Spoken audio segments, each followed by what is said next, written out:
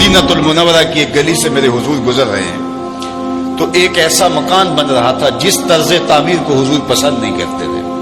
हुजूर ने रोक के पूछा, ये किसका मकान है? कहा फलां अंसारी सहाबी का। हुजूर ने कुछ नहीं कहा, गुजर गए।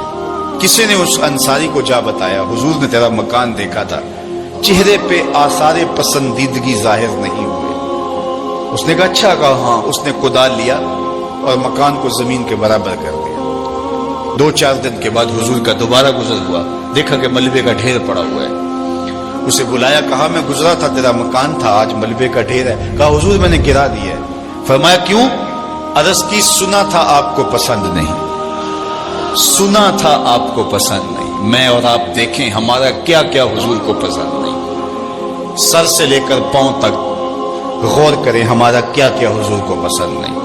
अपने अकीके से लेके वलीमे तक देखें, हमारा क्या क्या हुजूर को पसंद नहीं। अपनी निजी जिंदगी से लेके सियासी जिंदगी तक देखें, हमारा क्या क्या हुजूर को पसंद नहीं। अपने कारोबार से लेकर के अंदाजे मुआशरत तक देखें, हमारा क्या क्या हुजूर को पसंद नहीं। मोहम्मद दी ज़ियारत मोहम्मद दे रंग विच अगर उनके हुए हैं तो फिर हम उनके हो गए, फिर अपनी ख्वाहिश कहां बाकी रही। एक सहाबी आए और उन्होंने हुजूर से सलाम करना चाहा, लेकिन हुजूर ने रुख फेर लिया।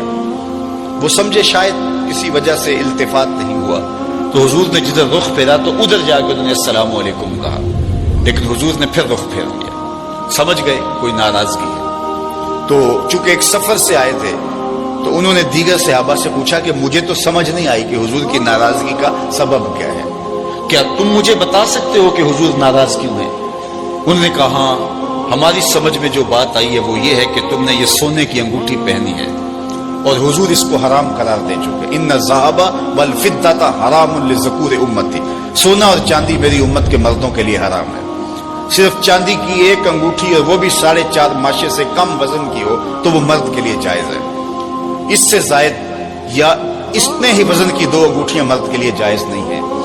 सोना बिल्कुल जायज नहीं है, रखा ही नहीं गया जायज, ये जीनत औरत के लिए है।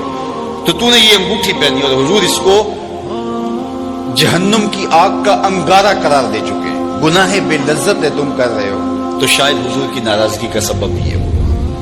वो आगे बढ़ा और हुजूर अलैहिस्सलाम की बारगाह में हाजिर होकर अंगूठी उतार के हुजूर को पेश करते हुए कहा हुजूर इस वजह से नाराज हैं? तो आका करीम ने यूं अंगूठी फेंक दी। खैर नाराजगी की वजह खत्म हो गई, मजलिस में बैठ गया, गुफ्तगू चलती रही। जब मजलिस इख्तिताम को पहुंची, लोग वापस पलटे और वो भी वापस जाने लगा, तो किसी ने इशारा दिया वो सोने की अंगूठी तो उठा लो, तुम तो नहीं पहन सकते, तुम्हारी बीवी तो पहन सकती है, कीमती धात है।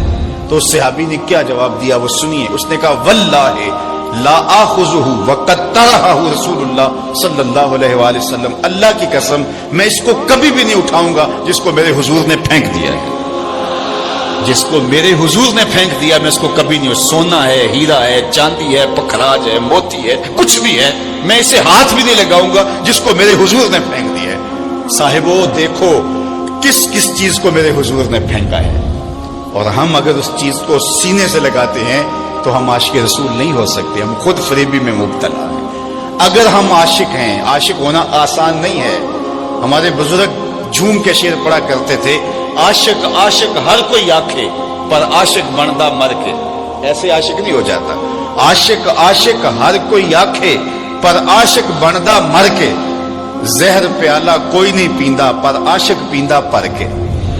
तो जब आप आशिक हैं तो फिर आपका इश्क महबूब की अताअत की चौखट पे आपको क्यों नहीं लेकर के आता? मैं और आप अपने आप को देखें, अपने तर्ज जिंदगी को देखें।